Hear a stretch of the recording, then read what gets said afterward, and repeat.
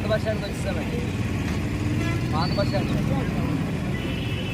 అన్యాయాన్ని నిరసించండి. కేంద్ర బడ్జెట్ లో ఆంధ్ర రాష్ట్రానికి జరిగిన అన్యాయాన్ని నిరసించండి. కేంద్ర బడ్జెట్ లో ఆంధ్ర రాష్ట్రానికి జరిగిన అన్యాయాన్ని నిరసించండి. ఇవ్వాలి పోలవరం ప్రాజెక్టు సత్వర నిర్మాణానికి నిధులు ఇవ్వాలి. జోన్కి నిధులు కేటాయించాలి. రైల్వే జోన్కి నిధులు ఇవ్వాలి. కడప ఉక్కు ఫ్యాక్టరీ నిర్మాణానికి నిధులు ఇవ్వాలి. వెనుకబడిన ఉత్తరాంధ్ర రాయలసీమ ప్రత్యేక ప్యాకేజీ ఇవ్వాలి. ప్రత్యేక ప్యాకేజీ ఇవ్వాలి. పోలవరం ప్రాజెక్టు సత్వర నిర్మాణానికి నిధులు సిగ్గు బడ్జెట్ లో ఆంధ్రప్రదేశ్ కు అప్పుల బడ్జెట్ లో అప్పుల ప్రశ్నించాలి కేంద్ర ప్రభుత్వాన్ని. రాష్ట్ర ప్రభుత్వం బడ్జెట్ లో జరిగిన అన్యాయంపై ఆంధ్ర రాష్ట్రానికి జరిగిన అన్యాయాన్ని నిరసించండి. కేంద్ర బడ్జెట్ లో ఆంధ్ర రాష్ట్రానికి జరిగిన అన్యాయాన్ని డౌన్ బీజేపీ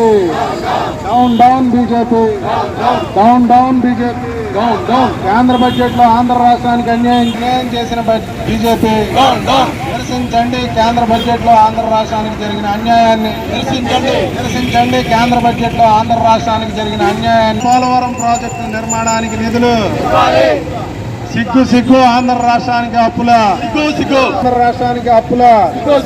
ఇవ్వాలి. పోలవరం ప్రాజెక్టు సత్వర నిర్మాణానికి నిధులు ఇవ్వాలి. పోలవరం ప్రాజెక్టు సత్వర నిర్మాణానికి నిధులు కేటాయించాలి. రైల్వే జోన్ కేటాయింపులు నిధుల కేటాయింపులు కడప ఉక్కు ఫ్యాక్టరీ నిర్మాణానికి నిధులు ఆదుకోవాలి. విభజన జరిగి 10 ఏళ్లైన ఆంధ్రప్రదేశ్ ని ఆంధ్రప్రదేశ్ ను ప్రశ్నించాలి. రాష్ట్ర ప్రభుత్వం కేంద్ర ప్రభుత్వం చేసిన అన్యాయాన్ని ప్రశ్నించాలి. రాష్ట్ర ప్రభుత్వం కేంద్ర ప్రభుత్వం చేసిన అన్యాయాన్ని రాష్ట్ర ప్రభుత్వం కేంద్ర ప్రభుత్వం చేసిన అన్యాయాన్ని. అందరికీ నమస్కారం. మన్నవ కృష్ణ చైతన్య, భారత కమ్యూనిస్ట్ పార్టీ సిపిఐ ఏలూరు జిల్లా కార్యదర్శి. మొన్న నిర్మలా సీతారామన్ గారు బడ్జెట్ ప్రవేశపెట్టారు. నిర్మాణానికి మేము చూస్తాం త్వరితగతిన పూర్తయ్యేలా చూస్తామంటా ఉన్నారు, కానీ దానికి ఎటువంటి నిధులు కేటాయించాల. అలాగే రాజధానికి 15,000 కోట్లు ప్రపంచ బ్యాంకు నుంచి కానివ్వండి ఇతరత్ర ఇప్పించే విధంగా చెప్తా ఉన్నారు. ఇప్పిస్తామనేదే కానీ ఇస్తామని ఎక్కడ చెప్పరా, బడ్జెట్ లో కేటాయించాల. అంటే ఇలాగా రాష్ట్రానికి ప్రత్యేక హోదా లేదు, విభజన హామీలు లేవు. అలాగే ఉత్తరాంధ్ర రాయలసీమకి ప్రత్యేక ప్యాకేజీ ఇస్తామని చెప్పి గతంలో హామీ ఇచ్చారు. దాన్ని కూడా ఏదో నామమాత్రంగా అమలు చేయడానికి వస్తా ఉన్నారు. ఏదో 50 కోట్లు ఇస్తే ఏ అభివృద్ధి జరుగుతుంది. అలాగే కడప స్టీల్ ప్లాంట్ విషయం కానీ, విశాఖ ఉక్కు గురించి కానీ, అలాగే ప్రత్యేక రైల్వే జోన్ గురించి కానీ, వీటి గురించి కూడా నిధులు కానీ ఏమి కేటాయించాల. అలాగే రాష్ట్ర రీఆర్గనైజేషన్ యాక్ట్ ని అమలు చేస్తామని చెప్తా ఉన్నారు. 10 ఏళ్ళు అయింది, కానీ 10 ఏళ్ల నుంచి బీజేపీ అధికారంలో ఉంది కేంద్రంలో, కానీ ఈనాటి వరకు ఏది అమలు చేసిన పరిస్థితి లేదు. మళ్ళీ అదే మాటలు అబద్ధాలు వండి వార్చుతా ఉన్నారు తప్పితే ఆంధ్ర రాష్ట్రానికి మళ్ళీ మొండి చేసి చూపించారు. అలాగే ఉపాధి హామీ పనిలో 2.86 లక్షల కోట్లు ఉంటేనే ఉపాధి హామీ పని 214 రోజులు జరుగుతుంది. ఉపాధి హామీ పనిని కూడా అటకెక్కించే పని చేస్తా ఉంది కేంద్ర ప్రభుత్వం. కాబట్టి కేంద్ర ప్రభుత్వం పైన రాష్ట్ర ప్రభుత్వం ఒత్తిడి తీసుకురావడం ద్వారా బడ్జెట్ లో సరైన పద్ధతిలో కేటాయింపులు జరిగే విధంగా ఆంధ్ర రాష్ట్రానికి న్యాయం జరిగే విధంగా చేయాలని చెప్పి కేవలం 60,000 కోట్లు 80,000 కోట్లు మాత్రమే ఇచ్చి ఈ ఉపాధి హామీ పనికి చేతులు దులుపుకున్నారు. అన్నిటినీ కూడా నిర్వీర్యం చేస్తా ఉన్నారు. కాబట్టి తక్షణమే కేంద్ర ప్రభుత్వం మేల్కోవాలి, రాష్ట్ర ప్రభుత్వం మేల్కొని కేంద్ర ప్రభుత్వం పైన ఒత్తిడి కావాలని చెప్పి డిమాండ్ చేస్తా ఉన్నాం. అందరికీ నమస్కారం. దైదా ప్రభాకర్, సిపిఐ రాష్ట్ర కార్యదర్శి వర్గ సభ్యులు. ఇవాళ ఏలూరు అంబేద్కర్ సెంటర్ లో మొన్న పార్లమెంట్ లో నిర్మలా సీతారామన్ గారు ప్రవేశపెట్టిన బడ్జెట్ అది కార్పొరేట్ సంస్థలకు అనుకూలంగా ఉంది తప్ప ఈ దేశ ప్రజలకి రైతాంగానికి తీవ్ర అన్యాయం చేసిందని చెప్పేసి, అట్లాగే ఆంధ్ర రాష్ట్రానికి కూడా తీవ్రంగా అన్యాయం చేస్తే ఆంధ్ర రాష్ట్రంలో అధికారంలో ఉన్న తెలుగుదేశం పార్టీ నాయకులు గ్లోబల్ ప్రచారం లాగా చాలా బాగుంది అని ముక్తాయింపిస్తా ఉన్నారు తప్ప ఏమీ లేదని చెప్పేసి నిరసన తెలియజేయడానికి సిపిఐ సిపిఎం 2 పార్టీలు ఇక్కడ ఈ నిరసన కార్యక్రమాన్ని చేపట్టాయి. అందులో ప్రధానంగా ఉపాధి హామీ పథకానికి సంబంధించి పేదలకు అన్యాయం చేయడానికి 10 ఏళ్ల నుంచి ప్రయత్నం చేస్తా ఉంది. ఆనాటి బడ్జెట్ లో ఉన్న దాన్ని అంచెలంచెలుగా తగ్గించుకుంటా ఇప్పుడు మరీ తగ్గించారు. రెండోది ఏమంటే ఆంధ్ర రాష్ట్రానికి సంబంధించి దేవతా వస్త్రాల్లాగా ఉన్న తప్ప బడ్జెట్ లో స్పష్టంగా సొమ్ము కేటాయించింది ఎక్కడా లేదు. రాజధానికి మాత్రం 15,000 కోట్లు ప్రపంచ బ్యాంకు నుంచి అప్పు ఇప్పిస్తారంట. గతంలో మన విశాఖ ఉక్కుకి కేటాయించిన దానికంటే చాలా తక్కువ కేటాయింపులు చేశారు తప్ప సమానంగా కేటాయించలేదు. విశాఖ రైల్వే జోన్ లేదు, అలాగే ప్రత్యేక హోదాకి సంబంధించి మాట లేదు. విభజన హామీల్ని అమలు చేయడానికి ప్రయత్నం చేస్తామని నోటి మాటగా చెప్పారు తప్ప ఏమీ లేదు. పోలవరం ప్రాజెక్టుకి సంబంధించి కూడా అదే చెప్పారు. నిర్వాసితులకు సంబంధించి వాళ్ళు ఎప్పుడూ కూడా రావణ కాష్టంలాగా అక్కడ సమస్య రగులుతూనే ఉంటుంది. కానీ ప్రభుత్వం నిర్వాసితులకు సంబంధించి మొండి చేయి చూపింది తప్ప వాళ్ళకేం చేయలేదు. అట్లాగే ఏజెన్సీ ప్రజల కళ భద్రాచలం రాజమండ్రి రైల్వే లైన్ ఇప్పటి వరకు సోడే రామయ్య గారు కమ్యూనిస్ట్ పార్టీ తరఫున ఎంపీగా ఉన్నప్పుడు దాని సర్వేకి 8 కోట్లు కేటాయించారు. సర్వే పూర్తయింది. బడ్జెట్ లో సొమ్ము కేటాయిస్తున్నామని 12 ఏళ్ల క్రితం చెప్పారు. కానీ ఇప్పుడు మళ్ళీ దానికి సంబంధించి ₹1 కూడా కేటాయించలేదు.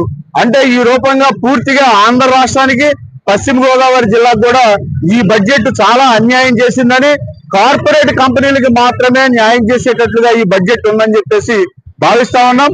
ఇవాళ తెలుగుదేశం వాళ్ళు బాగా ఉందని వాళ్ళ భుజాలు వాళ్ళు తడుముకోవడం కాకోకుండా, చరుచుకోవడం కాకోకుండా బడ్జెట్ లో మరింత అదనంగా సొమ్ము రాబడ్డానికి కావాల్సిన ప్రయత్నం కూడా చేయాలని చెప్పేసి ప్రత్యేకంగా విజ్ఞప్తి చేస్తా ఉన్నాం. పి కిషోర్, సిపిఎం ఏలూరు నగర కార్యదర్శి. కేంద్రంలోని బీజేపీ ప్రభుత్వం గత 10 ఏళ్లుగా ఆంధ్ర రాష్ట్రానికి అన్యాయం చేస్తూనే వస్తా ఉంది. 2014లో కానీ 2019లో కానీ బీజేపీ పూర్తి స్థాయి మెజార్టీతో ఏకఛత్రపక్షంగా ఉండి రాష్ట్రానికి ప్రత్యేక హోదా ఇస్తానని చెప్పిన విభజన చట్ట హామీలు కూడా అమలు చేయకుండా తొంగలో తొక్కి మోసం చేయడం ఒక ఎత్తు అయితే, 2024 ఎన్నికల్లో బీజేపీ సొంత బలం లేకపోయినప్పటికీ ప్రత్యేకించి మన ఆంధ్ర రాష్ట్ర ఎంపీల బలంతో కేంద్రంలో ప్రభుత్వం ఏర్పాటు చేసి కనీసం ఎప్పటికైనా ఆంధ్ర రాష్ట్ర ప్రజల ఆకాంక్షలు నెరవేర్చే విధంగా చర్యలు చేపట్టకపోవటం, దానికి ప్రాతిపదిక నిలిచేటువంటి మొదటి బడ్జెట్ లో నిధులు కేటాయించబడడం చాలా సిగ్గుచేటు. ఈ రోజు రాష్ట్రంలో టీడీపీ, జనసేన, బీజేపీ ఎన్డీఏ ప్రభుత్వమే రాష్ట్రంలో కూడా గెలిచారు.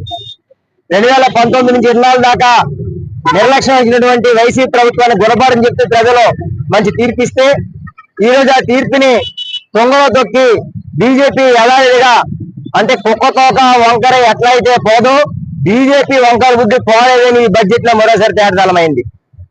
ఆంధ్ర రాష్ట్రానికి ప్రత్యేక హోదా ఇస్తానన్నది ఇప్పటికైనా ఎందుకు అమలు చేయని మేము డిమాండ్ చేస్తా ఉన్నాం. ఈ రోజు ప్రత్యక్షంగా కేంద్రం ఏమైనా నిధులు ఇచ్చిందా రాష్ట్రానికంటే లేదు. అప్పు రూపంలో రాజధానికి మాత్రం 15 కోట్లు ఇప్పిస్తారట. ఇక పోలవరం ప్రాజెక్టు గాని వెనకబడిన జిల్లాలు గాని చూస్తాము అని తీపి మాటలు చెప్తా ఉన్నారు. అంటే బడ్జెట్ ఎట్లా ఉన్నాయంటే మాటల ధనం, చేతల శూన్యం కనబడతా ఉంది. ఈ రోజు అప్పిచ్చేదానికి మీరెందుకు, రాష్ట్ర ప్రభుత్వమే చేసుకుంటది కదా. కాబట్టి బీజేపీ రాష్ట్ర ప్రజలు మరోసారి మోసం చేస్తా ఉంది. ఈ మోసాన్ని ప్రజలు తెలుసుకోకుండా రాష్ట్ర ప్రభుత్వం గుడ్డెత్తి చేలో పడ్డట్టు ఈ రోజు మొత్తం గుండగత్తుగా టీడీపీ, జనసేన, బీజేపీ 21 ఎంపీలని అక్కడ కట్టబెట్టి పరోక్షంగా వైసీపీ కూడా ఈ రోజు మన స్పీకర్ ఎన్నికలో చూసాం బీజేపీకి మద్దతిచ్చారు. అంటే ఆంధ్ర రాష్ట్రంలో 25 ఎంపీలను కూడా అధికార ప్రతిపక్ష పార్టీలు బీజేపీ కాళ్ళ దగ్గర పెట్టారు. కానీ ఆంధ్ర రాష్ట్రానికి ప్రత్యేక హోదాతో సహా రావద్దు నిధులు మాత్రం రాబట్టలు విఫలమవుతా ఉన్నాయి. కాబట్టి బీజేపీ ప్రభుత్వానికి రాష్ట్ర ప్రధానికం తరఫున సిపిఎం, సిపిఐ వామపక్ష పార్టీలు ఒకటే డిమాండ్ చేస్తా ఉన్నాయి. ఇప్పటికైనా బీజేపీ ప్రత్యేక హోదా, విభజన చట్టం ఉన్నటువంటి అన్ని హామీలు అమలు చేయాలనేసి మాటలు కాదు, రాజధానికి గాని, పోలవరం ప్రాజెక్టుకి గాని, వెనకబడిన జిల్లాలకు గాని, ఈరోజు విశాఖ రైల్వే జోన్, కడప ఉక్కు ఫ్యాక్టరీ, విద్యా సంస్థలకి, మెట్రోకి అన్నింటిని కూడా ప్రత్యక్షంగా కేంద్ర ప్రభుత్వం నిధులు కేటాయించడం ద్వారా ఆంధ్ర రాష్ట్రాన్ని ఆదుకోవాలని, లేని పక్షంలో కేంద్రంలో బీజేపీతో పాటు రాష్ట్ర ప్రభుత్వం కూడా ప్రజా ఆగ్రహానికి గురికాక తప్పదని హెచ్చరిక చేస్తా ఉన్నాం. నా పేరు పి రామకృష్ణ.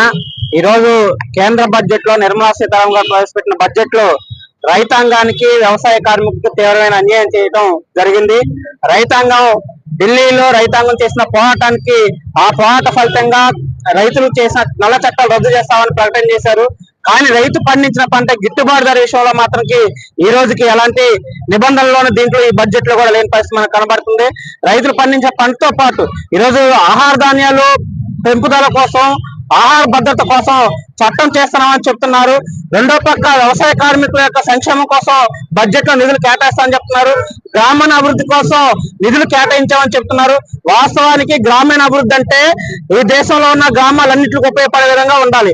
కానీ ఈ రోజు మహాత్మా జాతీయ గ్రామీణ ఉపాధి హామీ చట్టానికి ఒక్క చట్టానికి 2,60,000 కోట్లు కావాలని పక్క సుప్రీంకోర్టు, ఐక్యరాజ్య సమితి లాంటి సంస్థలు చెబుతున్నా ఈ రోజు మొత్తం గ్రామీణాభివృద్ధికి 2,60,000 కోట్లు కేటాయించి ఎవరి చేతులు పెడదామని ఈ రోజు నిర్మలా సీతారామన్ గారు ఈ బడ్జెట్ ప్రవేశపెట్టిన సందర్భంగా అడుగుతున్నాం. మొత్తం గ్రామీణాభివృద్ధితో పాటు వ్యవసాయ రంగాన్ని అభివృద్ధి చేయాల్సిన అవసరం ఉంది. ఈ రోజు వ్యవసాయ రంగానికి కేటాయించే నిధులు మొత్తం కార్పొరేట్లు కట్టబెట్టే నిధులుగానే కనబడుతున్నాయి. వ్యవసాయ రంగాన్ని పూర్తిగా కార్పొరేట్ పాలన చేయడం కోసం ప్రయత్నాలు చేస్తున్నారు. కాబట్టి వ్యవసాయ రంగాన్ని అభివృద్ధి అయితేనే దేశం అభివృద్ధి చెందుతుంది. కాబట్టి ఆ రకంగా వ్యవసాయ రంగం అభివృద్ధికి బడ్జెట్ లో నిధులు పెంచాలని మేము డిమాండ్ చేస్తున్నాం.